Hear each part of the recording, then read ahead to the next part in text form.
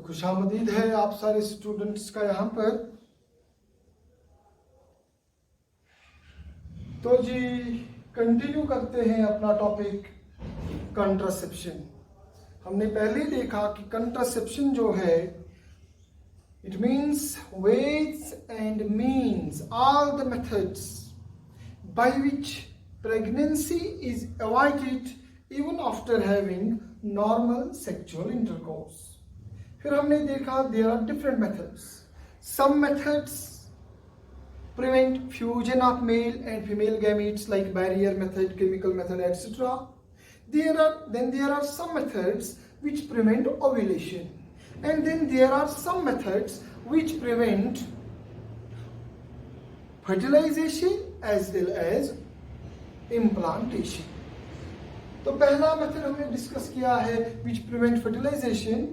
Now let us move to second method mechanism. Contraception का second mechanism, दूसरा तरीका जो है जो प्रिवेंट करता है किसको बेटा? ओव्यूलेशन को। कंट्रासेप्शन प्रोक्रिएट की जा सकती है जब फीमेल्स में ओव्यूलेशन को ही रोक दिया जाए। इस मेथड को पॉपुलरली हम बेटा बोलते हैं पिल मेथड। क्या बोलते हैं बेटा? पिल मेथड, या बोलते हैं बेटा ऑरल कंट्रासेप्शन। ऑरल कंट्रासेप्शन, आप बोलिए ऑरल कंट्रासेप्शन या बोलिए पिल मेथड। क्या है ऑरल कंट्रासेप्शन, क्या है पिल मेथड? अगर हम बेटा देखेंगे ऑरल ये जो क्या कहते हैं इसको, पिल मेथड जो है या ऑरल कंट्रासेप्शन जो है, this method was approved by FDA in 1960। USA में जो FDA है, food and drug administration department जो वहां पर है, उन्होंने 1960 में इस मेथड को अप्रूव किया है कंट्रासेप्शन के लिए। ऑरल कंट्रासेप्शन या पिल मेथड जो है it was approved in 1960s and at present more than 200 million women are relying upon this method. It is one of the cheap methods, one of the nice methods of contraception which blocks ovulation in females. So in this method, some tablets, some pills are taken. That is why it is called a pill method. Here a female has to take some pills, some medicines continuously for 21 days in a cycle after menstruation stops. एक cycle में, एक menstrual cycle के दौरान एक female को continuously 21 दिन तक कुछ पिल्स, कुछ टेबलेट्स खाने पड़ते हैं, और इसलिए हम उन टेबलेट्स, उन पिल्स को बोलते हैं ऑरल कंट्रासेप्टिव्स। वो केमिकल्स होते हैं, वो टेबलेट होती है जिसमें कुछ केमिकल्स होते हैं जिनकी मदद से कंट्रासेप्शन होती है। उन टेबलेट्स को बेटा हम बोलते हैं ऑरल कंट्रासेप्टिव्स। क्या बोलते हैं? ऑरल कंट्रासेप्टिव्स। सो एक फीमेल को continuously for a period of 21 days in a cycle in tablets को लेना पड़ता है, और उन टेबलेट्स की मदद से कंट्रासेप्शन होती है। कैसे होती है? उस फीमेल में ओव्यूलेशन नहीं होती है। जब ओव्यूलेशन नहीं होगी तो जाहिर सी बात है अगर स्पर्म एंटर भी हो जाए into reproductive tract during sexual intercourse तो प्रेगनेंसी का कोई खतरा नहीं है। तो ये पिल मेथड क्या है? There are two types of pills. Some pills are called as progesterone only contraceptive pills, and some are called as combined oral contraceptive pills. ये जो pills होती हैं, pills generally contain chemicals.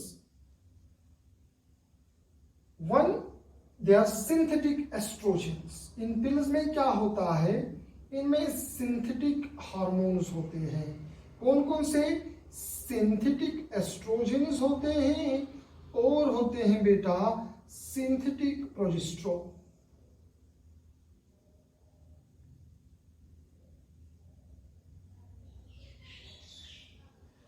ये जो पिल्स होती हैं, जो ये टैबलेट्स होती हैं, ये कंट्रासेप्शन कैसे करती हैं बेटा? इनके अंदर केमिकल्स होती हैं, हार्मोन्स होते हैं which are synthetic. Synthetic estrogens हो सकते हैं, सिंथेटिक प्रोजेस्टेरोन हो सकता है। कुछ पिल्स ऐसे होती हैं जिनमें सिर्फ प्रोजेस्टेरोन होता है, they are called as progesterone only contraceptive pills. और कुछ पिल्स ऐसे होते हैं जिनमें एस्ट्रोजन भी होता है और प्रोजेस्टेरोन भी होता है, they are called as combined oral contraceptive pills. आप कहेंगे एक फीमेल टेबलेट लेती है जिसमें प्रोजेस्टेरोन होगा, जिसमें एस्ट्रोजन होगा, उससे कंट्रासेप्शन कैसे हो सकती है? आपने एंडोक्राइनोलॉजी में पढ़ा होगा, पिट्यूटरी ग्लैंड जो होता है वहां से हार्मोन्स निकलते हैं एंटीरियर लोब से। एक होता है बेटा FSH, दूसरा होता है बेटा LH, ल्यूटिनाइजिंग हार्मोन।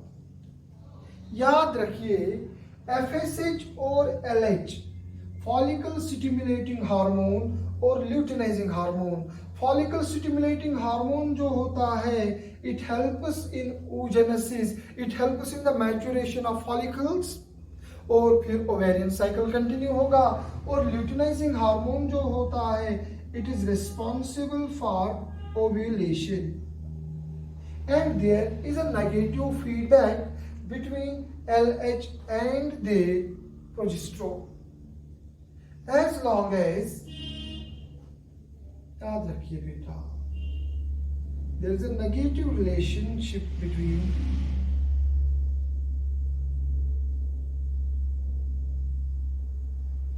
जब तक बॉडी में प्रोजेस्टेरोन की लेवल ज्यादा होगी तब तक ल्यूटिनाइजिंग हार्मोन नहीं निकलता है।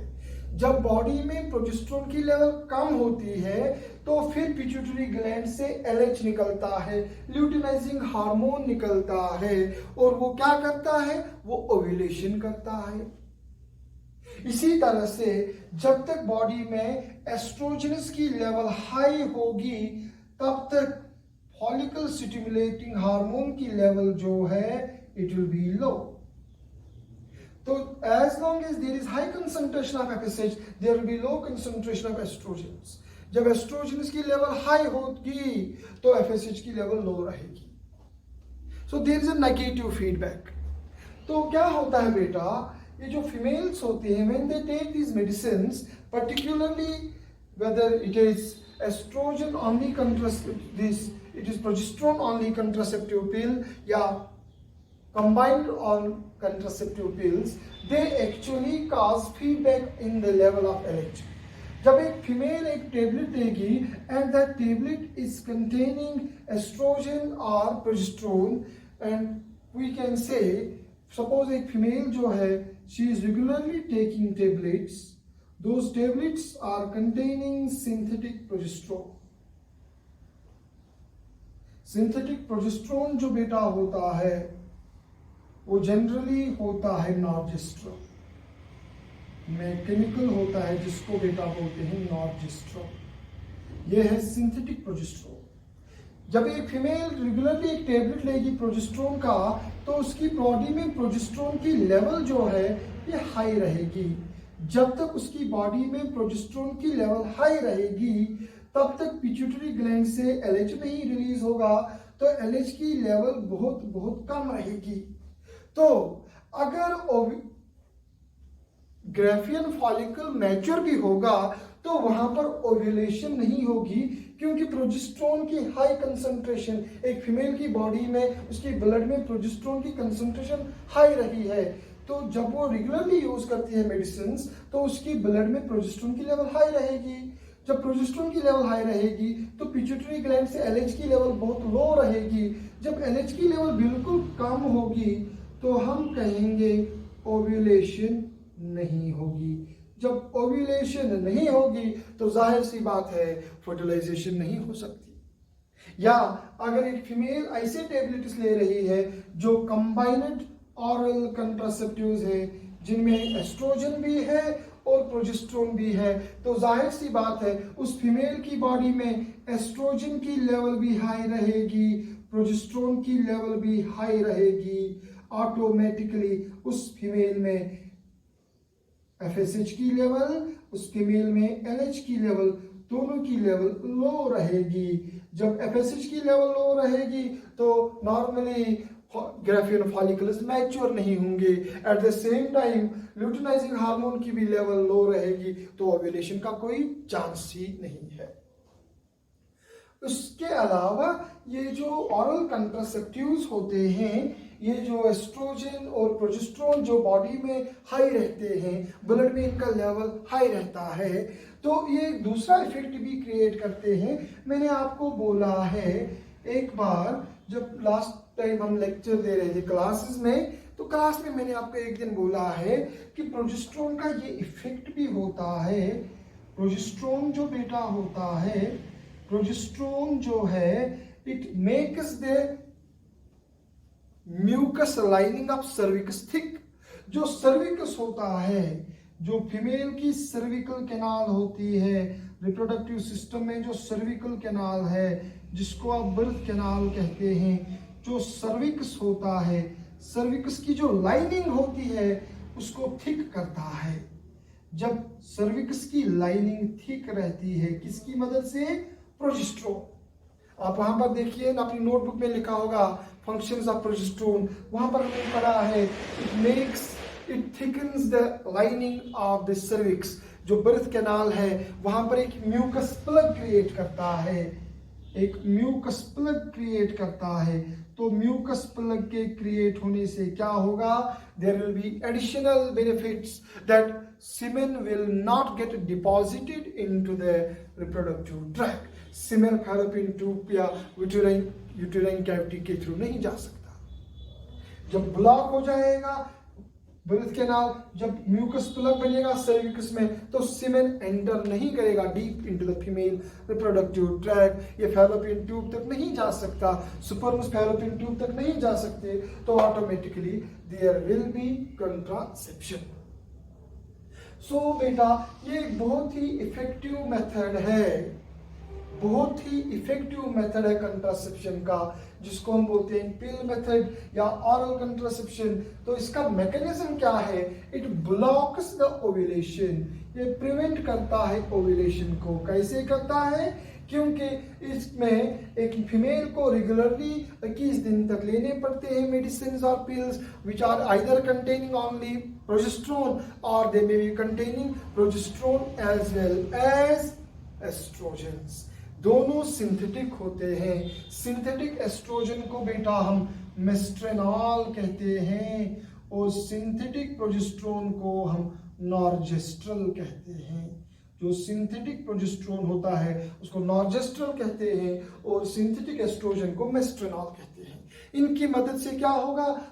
एक फीमेल की ब्लड में प्रोजेस्टेरोन की लेवल हाई रहेगी तो जाहिर सी बात है LH की लेवल लो रहेगी। जब LH की लेवल लो रहेगी तो ओव्यूलेशन नहीं होगी। इसी तरह FSH की लेवल भी लो रहेगी तो फॉलिकल्स मैच्योर नहीं होंगे। और दूसरा बेनिफिट ये है कि प्रोजेस्टेरोन फीमेल के सर्विक्स में म्यूकस प्लग क्रिएट करता है। जब एक म्यूकस प्लग सर्विकल कैविटी में, जो सर्विक्स है बेटा, सपोज दिस इज यूटेरस, तो यहाँ जो सर्विक्स होता है या इस सर्विक्स में एक म्यूकस प्लग बनेगा, तो अगर आप देखेंगे suppose these are the fallopian tubes, sperms जो हैं उनकी मूवमेंट ब्लॉक होगी क्योंकि यहाँ सर्विक्स में म्यूकस प्लग बन जाता है। तो अगर आप देखेंगे इसके फायदे बहुत ज्यादा है। As far as the contraception is involved, only one thing is that a female has to regularly take the medicines so that the level of the hormones remains pretty high in her blood.